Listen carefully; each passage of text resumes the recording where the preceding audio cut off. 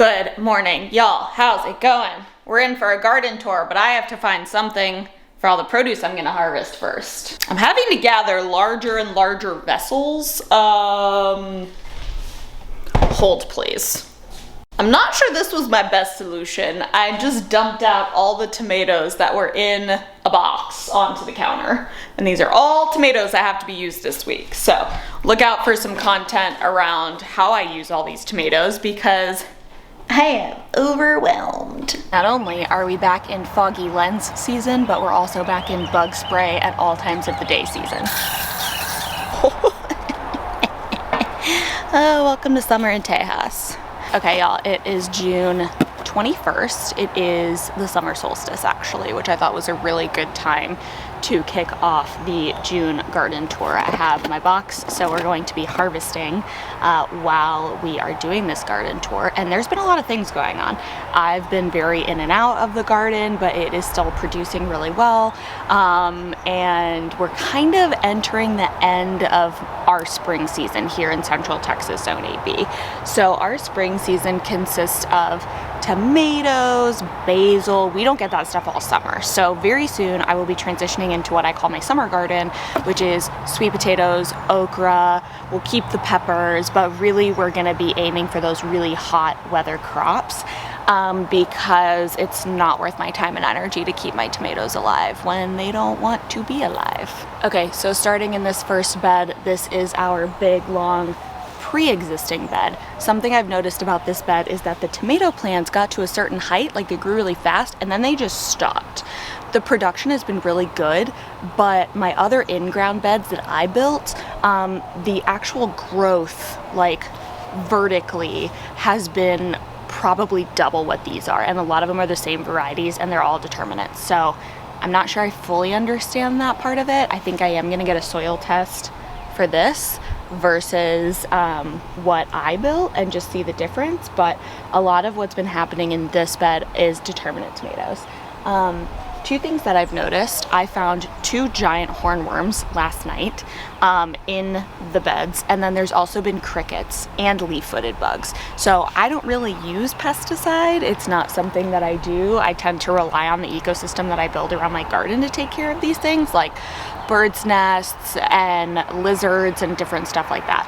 But when it gets this hot, it kind of just takes over. So in terms of pest pressure, we're kind of just getting to a point where not only is it time for these things to be done, but it's also just the pest pressure is getting really, really bad. And additionally, with the tomatoes, they're starting to face a lot of nutrient deficiency. I'm starting to see a lot more blossom end rot, which is a sign of calcium deficiency, which just happens when, you know, the plants have taken up all of their energy and resources and they're like really hanging on for dear life, and you're like, it's okay, just let go. So that's kind of what's going on in here in terms of the tomatoes. The other thing is the temperature. So it's obviously really hot here. We're in the hundreds right now. And so what I noticed with my tomatoes is instead of ripening from the bottom towards the top, which is how a tomato would normally ripen, and the indeterminates are still ripening that way, but the determinates are doing this thing where they're ripening all over because it's just so freaking hot. Now, one note, this is a Persian basil. This stuff has been really delightful, and it's kept its flavor through the hot season, and this plant has gotten massive. So a lot of times basil will actually really get, basil will get very bitter when it gets hot, but this Persian basil has been wonderful. So I'm letting it flower on the top, you know, for the bees, and then I'm still harvesting off of it. So if you're in a hot zone and you're looking for a basil that doesn't get bitter, highly recommend this Persian basil. I did not grow this from seed, but I did buy it from a local woman who sells plants. And I'll put her handle below if you're in the Austin, Texas area. She grows amazing plants. Y'all, these little birds, I let this bird's nest live in my backyard, and these birds have been like some of the best pest control. They've gotten so many of the grasshoppers, so many of the caterpillars. It's been pretty crazy. Okay, so this is what we got out of this bed today. This is pretty typical from the last little bit, so really pumped about this. I've usually filled this whole box every day, and it weighs about 15 pounds when it's full from the whole garden. So with this bed, one thing I wanted to call out as like a major fail are my tomatillos. So my tomatillos are all in the back here. I, for some reason, remembered them being a lot taller when I grew them previously, but I think there's a few factors that made them kind of a fail. So one of them is the fact that this bed is like sinking, like it's on an incline, it's sinking. So all of the water runs to the back of this bed, which I think would be really good for like tomatoes, not good for tomatillos. So if I do a similar setup next year, I'll just swap them, but I also might do something totally different with my tomatillos. I'm just not sure yet. So they've really struggled. My tomatillo crop has been really bad, but we do have salsa verde, so I think I'm going to try again next year and just be a little smarter about it. So the two beds on this side are both built the same. So they have eggplants and peppers on the outer edges, and then in the middle they have determinate tomatoes. So we've been getting great tomatoes out of here. We've been getting great peppers, really good eggplants, but again, the pest pressure is starting to really get heavy. So it's time for a lot of these plants to be done. And I will actually be making a video on how I'm going to finish ripening off the tomatoes and kind of start the process of flipping everything over. But for today, we are going to harvest. Now, I'm looking at these plants and I just know that there's hornworms on there that I haven't found because they're really hard to find, and quite frankly I just haven't had the time. But also I have already canned like over 50 pounds of tomatoes, and I probably have another 20 sitting on my counter, and there's probably another 20 on the plants. Okay, so like I'm good. I'm done with tomatoes. So let me just show you a few of the exciting things coming out of these beds. So here's another really good example of tomatoes not really ripening the way that they normally would because of the temperature. They almost kind of turn yellow first, which is fine. This is kind of just a sign of stress, and it's just it's them telling us that they're done. The other thing I'm noticing with the tomatoes, which is a really clear sign that they are done, is when you pull a tomato off the plant, there's green ones that drop. And they're just like, oh, okay. So that's another sign that your determinate tomato plants are probably finito. But let's keep going. This is a good example right here of an improper trellis. When I was building this garden, I very much was just using what I had because we had just bought this house. We had literally just built this garden, and there were tomato cages here. So guess what? I used them, and guess what? I regret it. And you want to know why? Because this plant could be a lot taller and a lot healthier, and instead it's literally falling over. Same with this guy. Could be a lot taller and a lot healthier and not encroaching on my peppers. But that's, you know what, y'all? That's just not the hand I was dealt this spring when I was building this garden, and I don't really feel that bad about it. Yeah, that's a little bit better. Then this poor pepper plant is reaching. This pepper plant's like probably 4 feet tall, and it's just because it's like reaching desperately for the sun. So yeah, that was definitely a mistake on my part. Won't be using tomato cages ever again. Poor choice. Also, this tomato you can tell has been just ravaged by leaf-footed bugs. Do you see that spotting? That's where they get in there and like suck the juice out. I'm not too bothered by it because I just use these for sauce anyway, so it doesn't really matter. But it's definitely not overly ideal. So yeah, we got a bunch of tomatoes. I also have a feeling that once we get these tomato plants pulled out, these eggplants and peppers are just gonna get like so much more light that they're probably gonna do even better than they have been doing. But yeah, tomato cages were a mistake, which we will also see in another bed. I also just haven't really been keeping up on my tomato maintenance. So even on determinate tomatoes, a lot of them, once they start getting blight, it's usually a good idea to start like really trimming them.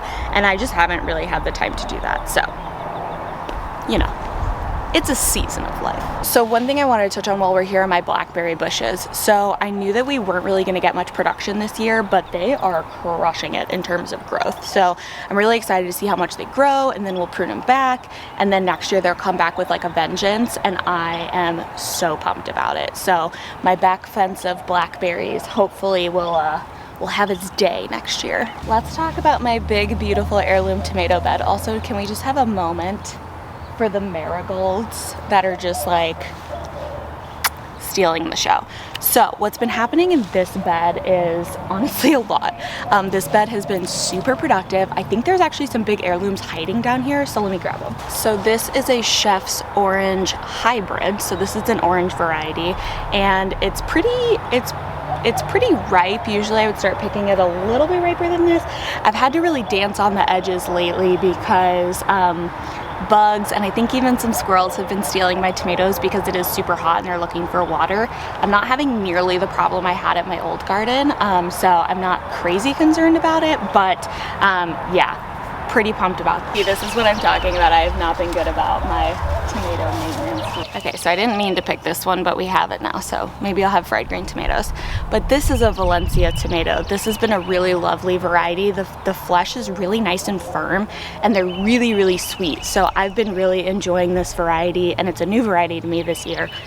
So Valencia, highly recommend. Here is a extremely cat-faced yellow brandywine, and I actually don't know that I've ever gotten a brandywine that isn't cat-faced when that's where multiple blossoms fuse together. So yeah, I don't know. I was gonna try and grow brandywines again this year, but like, I'm just not sold. Okay, so one thing I've noticed in this bed is a ton of weeds. Actually, I've noticed that in this bed and then these beds over here, not as much in these guys, which I think is weird and interesting all at the same time. So definitely noticed a lot more weed pressure in here. I did lose my butternut squash plant to squash vine borer. It had one lethal squash on it, and she's gone. So that was sad. And then my zucchini plant is done. It's way too hot, so that's gonna get pulled. My yellow squash plant is teeny tiny and has barely gotten any sun, so not sure what's going on there. So this is kind of like a light purple variety called Daifuku, and then y'all, I can't grow a regular beefsteak to save my life. I can grow a 1 pound pink ponderosa with no issue, but when it comes down to like a regular old beefsteak, I can't seem to figure it out. Now, the other thing happening in this bed that I have to show you is my zinnias finally started blooming. Now, I should have planted my zinnias around the same time that I planted everything else, but I didn't because, again, we were just building this garden. But y'all, these cactus flower zinnias are like one of the most gorgeous things ever.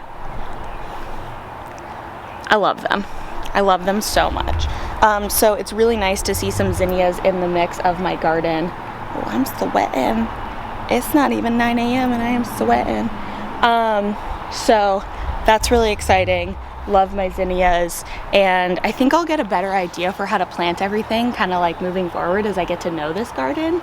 Now let's move along to our other beds. This is the other bed where I have tomato cages. Poor choice. Like, these plants they are just spilling over. It's really bad. Now, another note, and I'll talk more about this I usually do like a season roundup where I talk about like everything that went wrong and I just kind of review everything. The Principe Borghese tomatoes, not a fan. They're basically just cherry tomatoes. Like, I think they were supposed to be a lot bigger, and they're mostly used for tomato paste. Now, to be fair, I just read a recipe on how to make tomato paste, and I don't have a food mill, so I feel like if I had a food mill, it would be a lot easier, and I might be less disappointed. But TBD, I'm not a big fan of how small they are. It's basically just another cherry tomato. And I don't really notice a difference texture or flavor-wise either. If you've had a better experience with these, let me know. Because I love they're super prolific, and I love the concept that they're a really good paste tomato. I think something went wrong.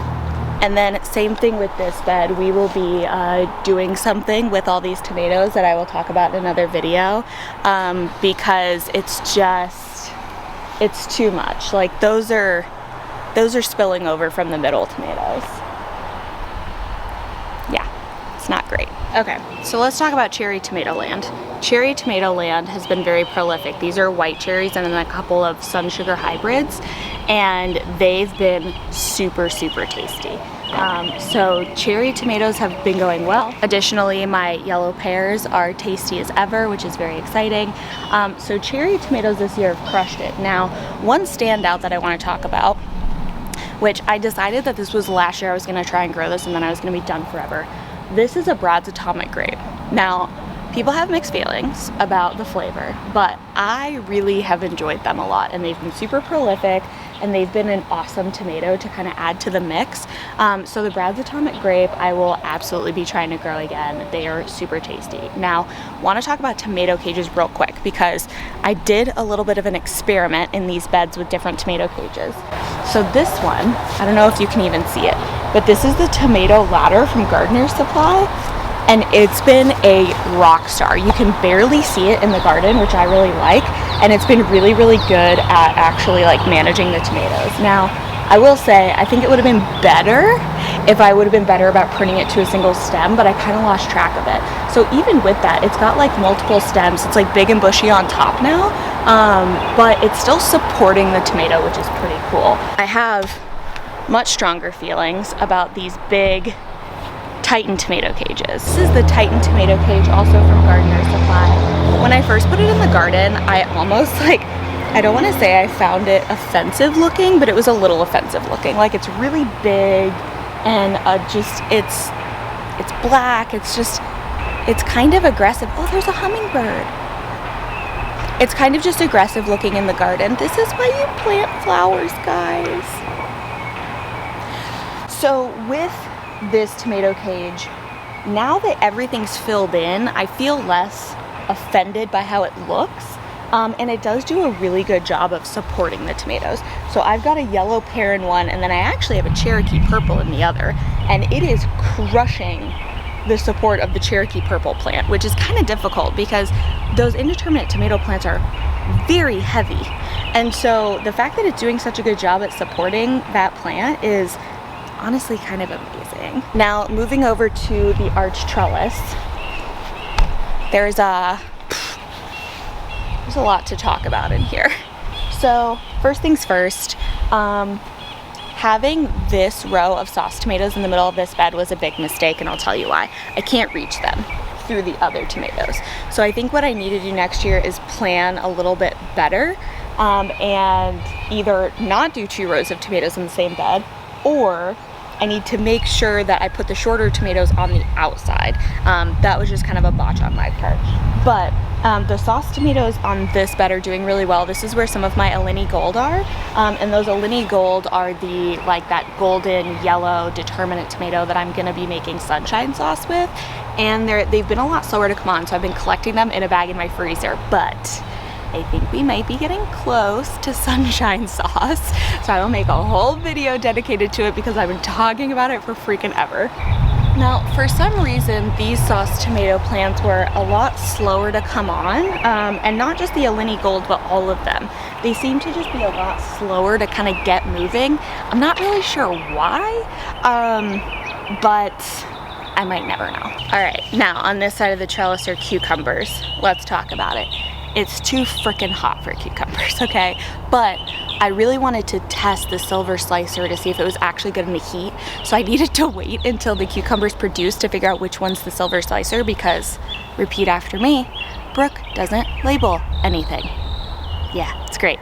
So I finally know which plant's a silver slicer, so I know which ones I can pull, and then kind of plant those for summer. And so I have a silver slicer on the vine right now that's like getting bigger, so I just need it to finish growing out, and then I can taste it and see if it's worth keeping. So that's what's happening with the cucumbers on this side. I did plant mint in my bed. This is what I'm going to say about planting mint in your garden. A lot of people say don't do it. I agree. However, I aggressively cut it down and back because I dry it and I drink mint tea in the fall and winter like every night before I go to bed. So if you're going to use mint, I would say it's probably okay to put it in a bed. However, if you're not going to use it that aggressively, I would say don't do it. Now, I wanted to bring you guys in closer to this side of the trellis because exciting stuff. So this is where I've got all my little baby melons. This is a sugar baby watermelon. And then back here, if you guys can see this, this is a baby Kajari melon. I am so excited to have all these little baby melons. I love melon season. I think it comes very appropriately at the hottest time of the year because melon is so refreshing. So I'm super pumped about this. I think we actually have a couple of Kajari melons. And then there's another melon that I don't remember. I think it's a type of watermelon that isn't really taking off. It's looked really sick since I planted it, so not sure what's gonna happen with that one. And then on the end is my pocket melons, so those queen and pocket melons. However, the plant got shaded out by this guy, which is a massively huge sun gold tomato plant that I think I had to show it to you from a different angle so you can really appreciate it. But this, do you see this? This is all that sun gold plant. And it's been wildly prolific, but oh my lord, it needs to be managed. Like this needs to be tied up. I mean, it's kind of insane, but also these tomatoes are so tasty. I mean, they're so good. And it's just, it like will not stop producing. Normally, most of my other tomatoes, the little blossoms just dry up when it gets this hot. These guys are thriving. Thriving. Y'all, this one basically fell off the plant. Usually I try and harvest them a little bit less ripe than this so I don't lose them, but let's just do a taste test. Oh my god. It's like candy. Oh, so good. So the other things that are in these bed are some bell peppers, and they're definitely a little bit on the small side, which is fine. For some reason, like I said, everything that was on this side of the garden took a little bit longer to really take off. So these bell peppers, I already pulled like massive bell peppers off of some of the other plants, and these just took longer to kind of get it figured out. So this bed is honestly a mess. Like, this bed is a disaster. I've got put my hand in the spider web. So I have Eleni gold tomato plants that are like completely fallen over. They have zero support. I think I just got busy and I just didn't know what I was doing, and I was out of cages and life was chaotic. But they'll be okay. I'll still get tomatoes off of them. I just gotta really watch them to make sure the bugs don't get them before I do. Tomatoes naturally are honestly vining plants. So when we trellis them up, it's really not the natural way that they grow. They actually grow more naturally, like crawling along the ground, but that's besides the point of today's video. The other thing I have in this bed is a Stars and Moon yellow fleshed watermelon, and we actually have a little baby watermelon right here, so that is very, very exciting. And this bed is also extremely weedy because I'm scared to pull the weeds, because last time I pulled the weeds, I found 2 baby snakes. And they were nice snakes. They were just rat snakes, but they were still snakes. And she's a little scared. So I think once I get this a little better managed, I think all the plants will be a lot healthier. I think that's been just a lot of the problem, is I've just been letting it go so wild that nothing really has had the space to like breathe. And I think that's been part of my problem. So it looks like I definitely still have quite a few more bell peppers left, but they're just not ready to pick quite yet. So last but very certainly not least is the orchard. Now there's not much going on in the orchard right now because it's a first year orchard. I'm definitely not getting fruit off of it. However, what I am working on, which you can see in some of these, is putting some barrier around the trees and actually compost and mulching them so that they retain water a lot better. And I have noticed that it's been helping a lot with the health of the trees, which is great. It's just a lot of trees and it's a lot of work because you literally have to dig the grass out around, and then you do have to continue to weed it. So like some of these have gotten a little weedy. We also haven't like done the weed eater in a while, so there's that. That's kind of what's going on in the orchard. Really basic stuff, nothing crazy happening. There'll be a lot more orchard content probably in the fall, and that's probably when I'll do a lot of pruning and, you know, we'll kind of get things ready for fall and winter. Okay, y'all, so our haul was not quite as big today as it has been other days. I have literally filled this box for days on end, but still lots to be really appreciative for. The amount of tomatoes that I have to process inside is honestly terrifying. So thanks so much for watching. This is probably the last time you'll see a lot of these tomato plants. The July garden tour is going to be full of all the small summer stuff and working on a garden in like the dead heat of the summer. So thanks so much for watching. Happy gardening, and we'll see you next time.